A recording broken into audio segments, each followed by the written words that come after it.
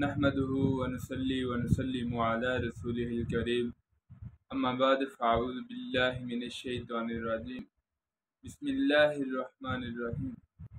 अस्सलामु अलैकुम नाज़रीन, उम्मीद करता हूँ तमाम दोस्त खैर व आफियत से होंगे और अल्लाह ताला सबको सेहत व तंदुरुस्ती उम्र दराज अता फरमाए।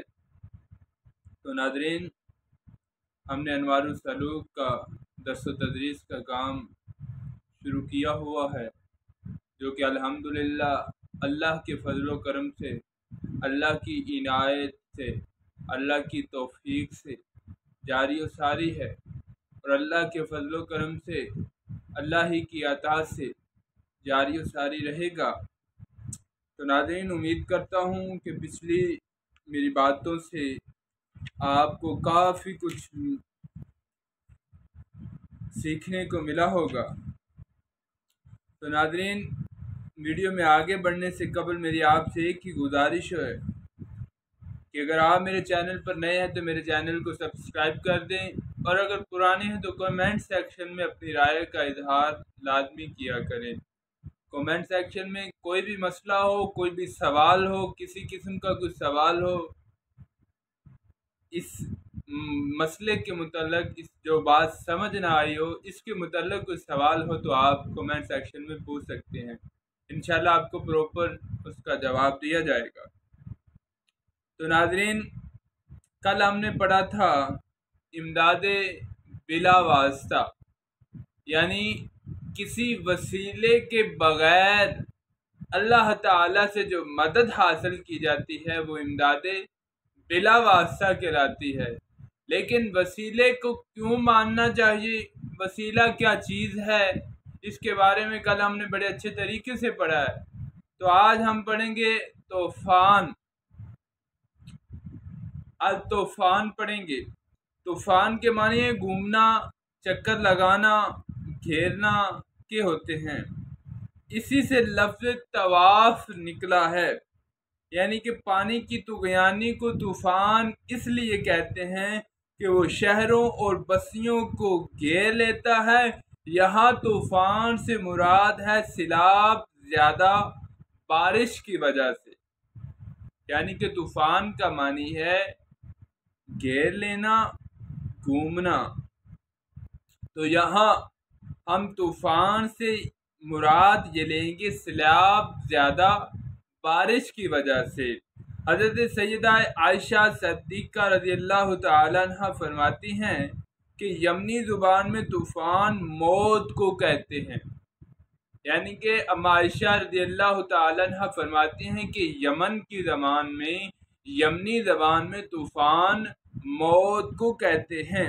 मुफस्सरीन हज़रात इस आयत पाक की तफसीर में लिखते हैं कि जब हज़रत मूसा अलैहिस्सलाम ने फ़िरऔनियों की नाफरमानी की वजह से इनके लिए अल्लाह ताला के हजूर से अजाब तलब की फरमाया तो आसमान पर बादल छा गए, हर तरफ अंधेरा हो गया और इस कदर बारिश हुई कि इनके तमाम घर पानी से भर गए और हर फिरौनी इसमें गर्दन तक डूब गया। ख्वाह इसका कद लंबा था या पुस्त, और जो बैठना चाहता था वो डूब जाता। और इसके बरअक्स जो लोग हजरत मूसा अलैहिस्सलाम पर ईमान ला चुके थे, इनके घर खुश्क और महफूज थे। फिरौनी मजबूरन हजरत मूसा अलैहिस्सलाम की खिदमत में हाजिर हुए और कहने लगे, बेशक अगर तुम हम पर से अदाब उठा दोगे हम तुम पर जरूर ईमान ले आएंगे। यानी कि जब उन्होंने देखा कि जो लोग हजरत मूसा अलैहिस्सलाम पर ईमान ले आए हैं, जो लोग हजरत मूसा अलैहिस्सलाम का कलमा पढ़ चुके हैं, उनके घर महफूज हैं, उनके घर खुश्क है, और हम मूसा अलैहिस्सलाम पर ईमान नहीं लेके आए तो अल्लाह ताला की तरफ से हम पर अजाब नाज़िल हो रहा है। हमारे पूरे घर सैलाब की तरह मानिंद हो चुके हैं, हम पूरे के पूरे गर्दन तक पानी के अंदर डूब चुके हैं। तो फिर उन्होंने ना चाहते हुए, मजबूरन ना चाहते हुए हजरत मूसा अलैहिस्सलाम के पास गए اور قرآن پاک اس بات کی اس طرح بیان فرما رہا ہے، بے شک اگر تم ہم پر سے عذاب اٹھا دو گے تو ہم تم پر ایمان لے آئیں گے۔ گویا ان فرعونیوں کو یقین تھا کہ اللہ کا پیغمبر چاہے تو ہم سے عذاب اٹھ سکتا ہے۔ وہ فرعونی بھی جانتے تھے، وہ منکر بھی جانتے تھے، وہ کافر بھی جانتے تھے کہ یہ اللہ کا پیغمبر، یہ اللہ کا نبی اگر چاہے، یہ اللہ کا نبی اگر چاہے تو ہم سے عذاب اٹھ سکتا ہے، ہم عذاب سے محفوظ ہو سکتے ہیں۔ فرمایا اگر تم وعدہ کرتے ہو، حضرت موسیٰ علیہ السلام نے فرمایا کہ اگر تم وعدہ کرتے ہو تو تم سے عذاب اٹھوا دوں گا، ایمان لے آؤ گے تو میں اللہ تعالیٰ کی حضور دعا کرتا ہوں۔ چنانچہ حضرت موسیٰ علیہ السلام نے دعا فرمائی، اللہ تعالیٰ نے فرمایا پھر جب ہم نے ان سے عذاب کو ہٹا لیا، عذاب کو اٹھایا ایک مدت کے لیے جس تک انہیں پہنچنا ہے، جبھی وہ پھر جاتے ہیں، یعنی جب مصیبت سے باہر نکل آتے ہیں، جب ان سے مصیبت کو دور ہو جاتی ہے، جب ان سے عذاب کو ہٹا لیا جاتا ہے، وہ منکر ہیں، وہ پھر اپنی بات سے منکر جاتے ہیں، وہ اپنی بات سے پھر جاتے ہیں، وہ اپنے وعدوں سے دستبردار ہو جاتے ہیں۔ پھر فرمایا پھر جب عذاب اٹھ گیا تو وہی پانی ان کے لیے رحمت میں تبدیل ہو گیا، زمین پر ہریالی ہی ہریالی ہو گئی، کھیتیاں سرسبز و شاداب ہو گئیں، جس کی وجہ سے مصیبت کو بول گئی اور کیے ہوئے وعدے کو فراموش کر دیا۔ وہ کہنے لگے ہمیں کیا ضرورت ہے ایمان لانے کی، یہ پانی تو ہمارے لیے باعث رحمت تھا۔ اور حضرت موسیٰ علیہ السلام کہنے لگے کہ آپ جو کرنا چاہیں کر لیں، ہم ہرگز ایمان نہیں لائیں گے۔ یعنی کہ حضرت موسیٰ علیہ السلام سے وہ کہنے لگے کہ آپ جو کرنا چاہو کر لیں، یعنی کہ سراسر دھمکی دے رہے ہیں، کیونکہ جب وہ پانی ان کے لیے رحمت بن گیا، وہ پچھلی مصیبت کو بھول گئے اور سمجھنے لگے کہ یہ تو پانی تو ہمارے لیے رحمت تھا۔ جو عذاب، جو پانی ان کے لیے رحمت بنا ہوا تھا، وہی پانی جب رب تعالیٰ نے ان کے لیے رحمت میں تبدیل فرما دیا تو وہ کہنے لگے یہ پانی تو ہمارے لیے رحمت تھا، تو ہم ایمان کیوں لے ہیں؟ اور موسیٰ علیہ السلام سے ڈائریکٹلی کہنے لگے کہ آپ جو کرنا چاہیں کر لیں، ہم ہرگز ایمان نہیں لائیں گے۔ موسیٰ علیہ السلام کا جلال تو مشہور ہی ہے، ان کے حق میں پھر بد دعا کر دی۔ اللہ تعالیٰ نے اس قوم پر ٹڈی کی شکل میں عذاب نازل فرما دی۔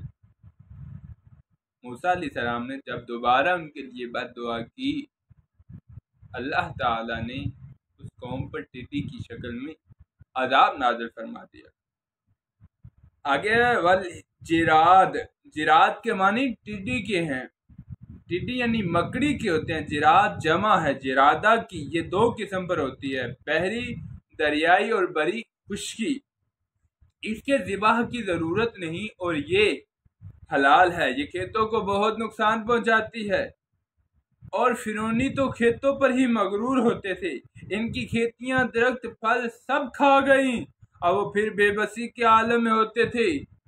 بے بسی کے عالم میں بارگاہ موسیٰ علیہ السلام میں پہنچے، بارگاہ موسیٰ علیہ السلام میں حاضر ہوئے اور گڑ گڑا کر التجائی کرنے لگے کہ اے موسیٰ علیہ السلام، ہمیں آپ ہی اس عذاب سے بچا سکتے ہو، ہمیں آپ ہی اس عذاب سے چھٹکارا دلا سکتے ہو۔ فرعونیوں کو بھی علم تھا کہ ہم پر سے بلائیں اسی وقت ٹل سکتی ہیں جب ہم اللہ کے رسول کا وسیلہ پیش کریں گے، جب ہم اللہ کے رسول کے توسل اللہ تک پہنچیں گے، جب ہم اپنی دعائیں، اپنی التجائیں، اپنی تمنائیں ایک اللہ کے نیک بندے کے ذریعے، ایک اللہ کے نیکوکار متقی پرہیزگار بندے کے ذریعے اللہ تک پہنچائیں گے، تب ہم سے عذاب ٹل سکتا ہے۔ یہ بات کافر بھی جانتے تھے، یہ بات منکر بھی جانتے تھے کہ جب ہم اللہ کے حضور کسی وسیلے کے ذریعے پہنچیں گے، کسی وسیلے کے ذریعے دعا کریں گے تو ہم سے عذاب ٹل جائے گا۔ یعنی کہ اس وقت کے کافر ہو کر یہ بات جانتے ہیں کہ اللہ کے نبی ہم سے عذاب اٹھوا سکتا ہے، اللہ کا نبی چاہے تو ہم کو مصیبت سے نکال سکتا ہے، تو آج کے مسلمان ہو کر کہتے ہیں کہ کسی غیر اللہ سے مدد مانگنا شرک ہے۔ آج کے مسلمان ہو کر کہتے ہیں کہ کسی کے پاس جانا شرک ہے، کسی سے دعا کروانا شرک ہے۔ آج کے مسلمان ہو کر کہتے ہیں کہ ولی اللہ تو کچھ کر نہیں سکتا۔ موسیٰ علیہ السلام کے لوگ، موسیٰ علیہ السلام کی قوم فرعونی کافر ہو کر، منکر ہو کر یہ بات جانتے تھے کہ اگر اللہ کا نبی چاہے، اگر اللہ کا نیک بندہ چاہے، اللہ کا بزرگ بندہ، اللہ کا متقی پرہیزگار بندہ چاہے تو ہم کو مصیبت سے نکلوا سکتا ہے۔ تو حضرت موسیٰ علیہ السلام نے ان کی تو التجا پر حضرت اللہ کے حضور دعا کی، جس کی وجہ سے ٹڈی کا عذاب بھی ٹل گیا۔ اگر رسول اللہ صلی اللہ علیہ وسلم کو وسیلہ بنانا، رسول اللہ کے حضور حاضر ہونا اور التجائے کرنا شرک ہوتا تو حضرت موسیٰ علیہ السلام کبھی برداشت نہ کرتے اور ان سے فرما دیتے کہ یہ شرک ہے۔ لیکن آپ علیہ السلام نے کبھی ایسا نہ کیا، بلکہ ان کی التجا سنی اور عذاب سے نجات دلا کر ثابت کر دیا کہ جب بھی کوئی مصیبت آن پڑے تو بارگاہ نبوت میں حاضر ہو کر اس مصیبت کو دور کیا جا سکتا ہے، کیونکہ بخدا خدا کا یہی ہے در، بخدا خدا کا یہی ہے در، نہیں اور کوئی مکر، جو وہاں سے ہو یہیں آ کے ہو، جو یہاں نہیں تو وہاں نہیں۔ بہرحال جب ٹڈی کا عذاب ٹل گیا تو وہ لوگ پھر منکر ہو گئے، وہ لوگ پھر اپنی بات سے منکر گئے اور ایمان لانے سے انکار کر دیا۔ حضرت موسیٰ علیہ السلام نے ان بدبختوں کے لیے پھر بد دعا کر دی، جس کی وجہ سے ان پر جوؤں کا عذاب نازل ہو گیا۔ جوؤں کو کہتے ہیں والکمل، اس کے معنی جوں چچلی سسری گن کے ہوتے ہیں۔ یہ کھیتوں جانور انسانوں کو نقصان پہنچاتی ہے، خصوصاً گائے بھینس وغیرہ کو چمٹ کر ان کا خون چوستی ہے۔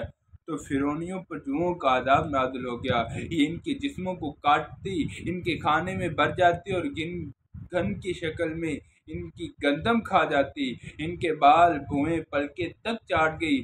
فرعونی بہت مغرور تھے مگر اب لاچار ہو گئے، عاجز آ گئے اور موسیٰ علیہ السلام کے سوا کوئی چارہ نہ تھا۔ حضرت موسیٰ علیہ السلام نے ایک بار پھر دعا فرمائی اور عذاب رفع ہو گیا، وہ پھر ایمان سے انکار کر بیٹھے۔ آپ نے پھر بد دعا کی، اللہ تعالیٰ نے ان پر مینڈکوں کا عذاب نازل فرمایا۔ اب کی بار مینڈکوں کا عذاب آ گیا۔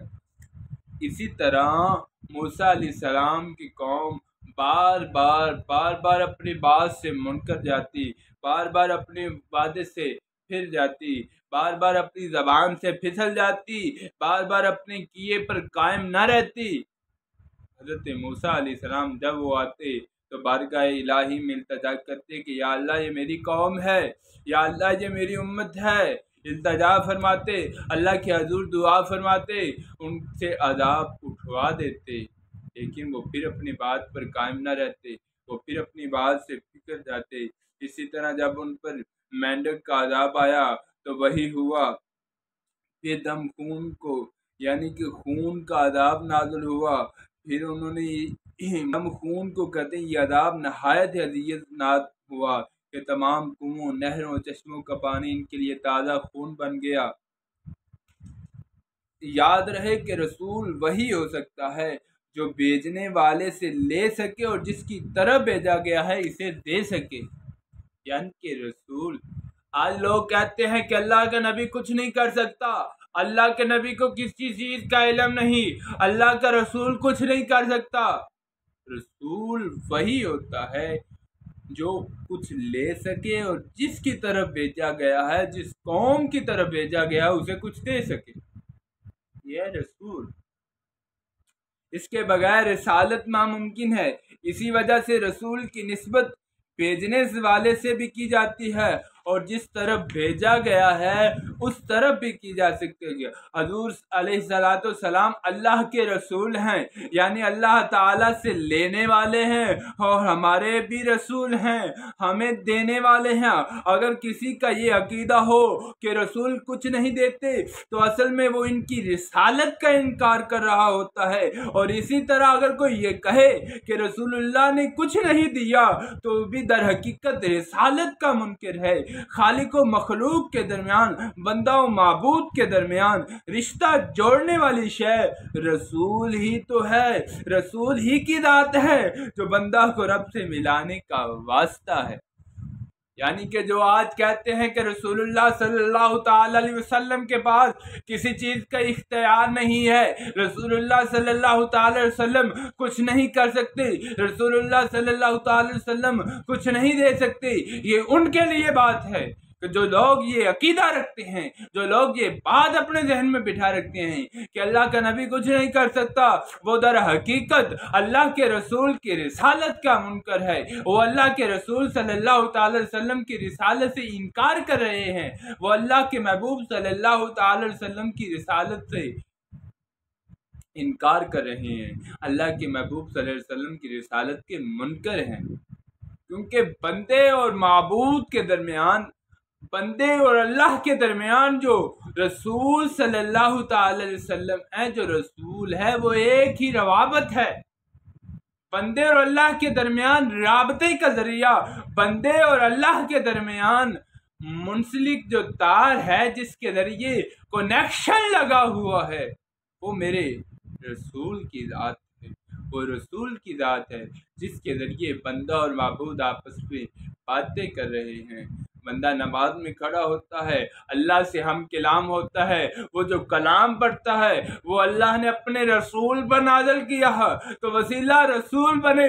اگر رسول نہ آتا تو وہ کلام بھی نہ ہوتا، اگر رسول نہ ہوتے تو رب تعالیٰ اپنی پہچان ہی نہ کراتا، کیونکہ اول ظہور ان کا ہوا۔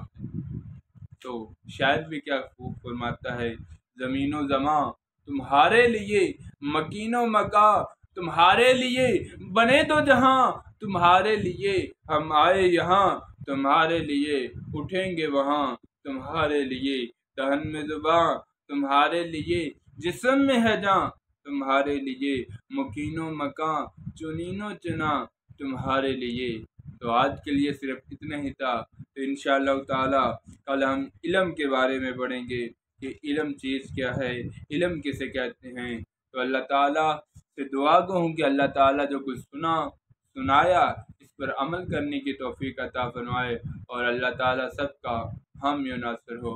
والسلام وآخر دعوانا ان الحمدللہ۔